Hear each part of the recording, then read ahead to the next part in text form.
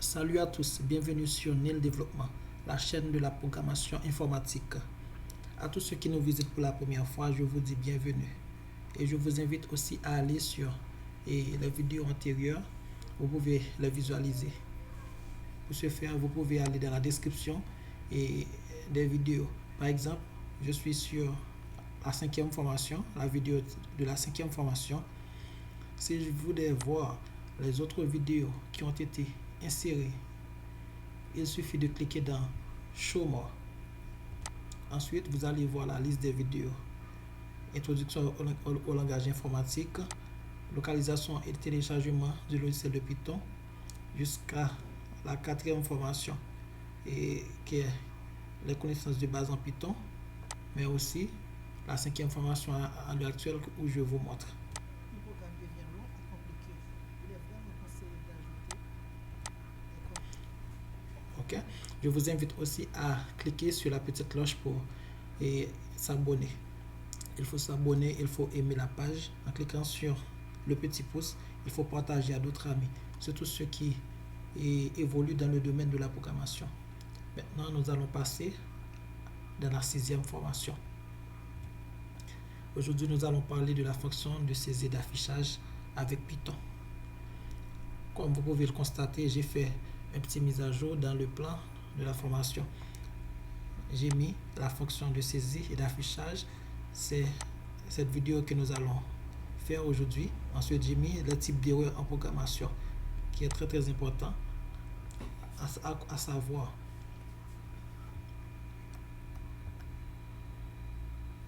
Il y a deux types de fonctions en Python, qui est la fonction de saisie et d'affichage. Il y en a beaucoup d'autres, mais je vais parler seulement de la fonction de saisie et d'affichage.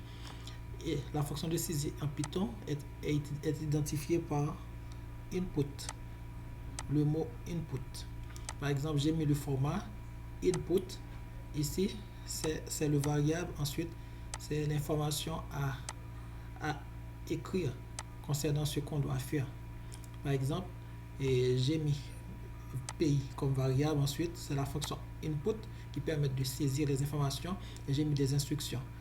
Et en disant dans quel pays vivez-vous. C'est comme ça.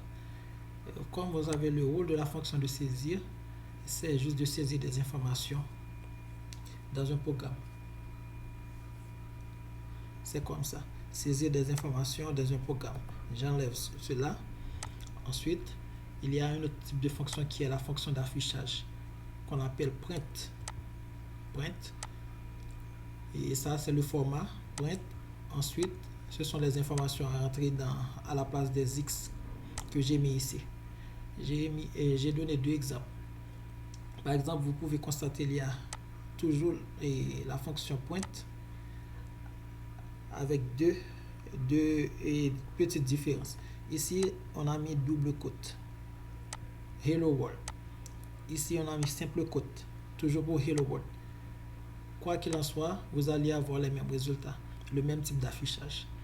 Et le rôle de la fonction d'affichage, c'est juste d'afficher les informations qui ont été insérées par la fonction de saisie.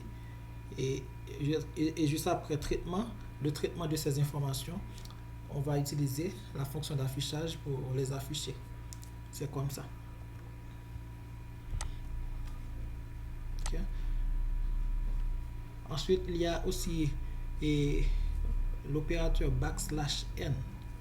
Et \n, il permet de passer à la ligne lorsqu'on écrit des informations dans la fonction print. Par exemple, c'est toujours le même exemple de la fonction print. Hello world, \n, hello, \world. Lorsque vous voyez le résultat de ces deux types d'exemples, dans le résultat de l'affichage 1, hello world s'affiche sur la même ligne. Tandis que dans le résultat de l'exemple 2, hello s'affiche sur la première ligne, world s'affiche sur la deuxième ligne. Et c'est le \n qui envoie le world sur la deuxième ligne. C'est juste pour vous dire que la fonction et l'opérateur \n permet de passer à la ligne, de faire passer une phrase dans une autre ligne. C'est comme si vous êtes en train de taper sur votre clavier, vous faites Enter pour pouvoir continuer à taper. C'est comme ça. Ensuite, il y a la structure simple d'un programme en Python. Si je mets simple, c'est parce qu'il existe aussi des structures complexes avec des programmes en Python et d'autres langages de programmation. Mais pour vous donner quelques exemples, dans cette structure qui est très simple, et il y a le début, ça peut être n'importe nom de la fonction principale qui est main et une autre fonction que vous créez lorsque vous êtes en train de programmer. Ensuite, ici, vous allez saisir vos lignes de code. Vous allez faire la déclaration des variables. Il faut ensuite faire la saisie des informations. Il faut utiliser la fonction input pour les faire. Et ces informations vont être traitées, ensuite affichées avec la fonction pointe. Ensuite, vous fermez votre programme pour l'exécuter. C'est comme ça. Nous allons faire une petite stimulation en PyCharm avec le \n et la fonction d'affichage. Mais il y a un petit note à bene pour la fonction de saisie. Nous l'utiliserons dans d'autres programmes, dans d'autres tutos adaptés. Ce tuto aujourd'hui est très simple. Nous n'allons pas pouvoir utiliser la fonction de saisie. Ok mes amis, ici on est avec PyCharm. Je vais mettre les mêmes informations dans le programme. C'est un commentaire uniligne, programme. Ah, c'est trop petit, je vais augmenter le zoom.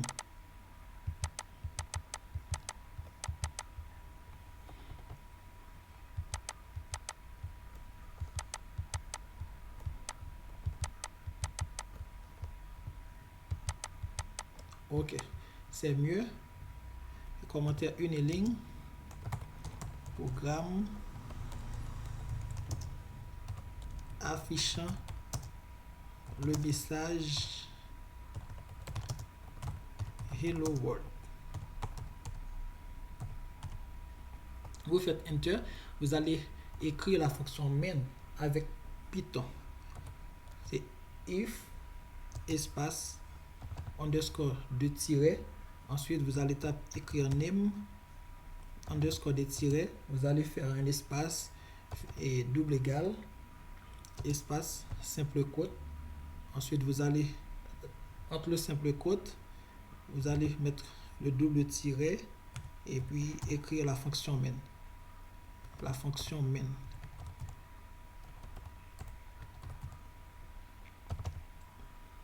Ensuite, vous allez taper 2 points, enter.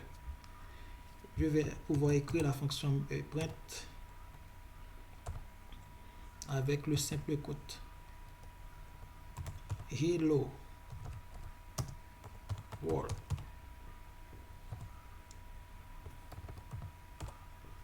Hello world.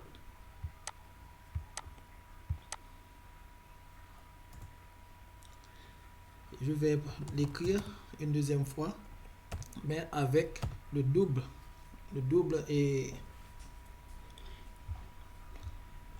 exemple hello world.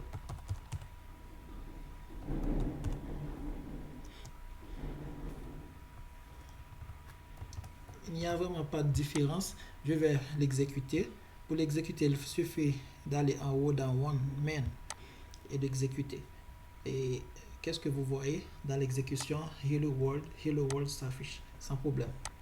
Même si je mets un commentaire par ici pour exécuter le premier Hello World, il apparaît sans problème. Je vais faire en même pour la deuxième partie. Hello World sans problème. Maintenant, nous allons utiliser le \n. Le \n, je vais le mettre par ici. Pour aller plus rapide, le \n.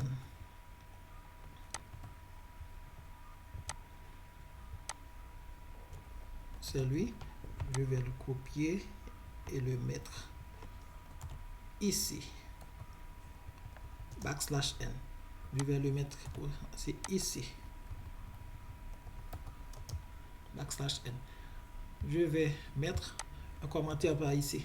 Ce sont des astuces, des stimulations que je suis en train de faire. exécuter, vous voyez que le Hello World s'affiche sans problème sur la même ligne. Maintenant, je vais mettre un commentaire dans la première ligne de code pour exécuter la deuxième ligne de code. Exécution. Qu'est-ce que vous voyez? Hello World s'affiche sur deux lignes différentes. Je peux avancer ça. Hello World s'affiche sur deux lignes différentes. C'est juste pour vous montrer le rôle de la fonction, le rôle de l'opérateur et backslash. Pardon. C'est très important. Je vous dis merci d'avoir suivi ce tuto. J'espère que ce tuto vous a plu.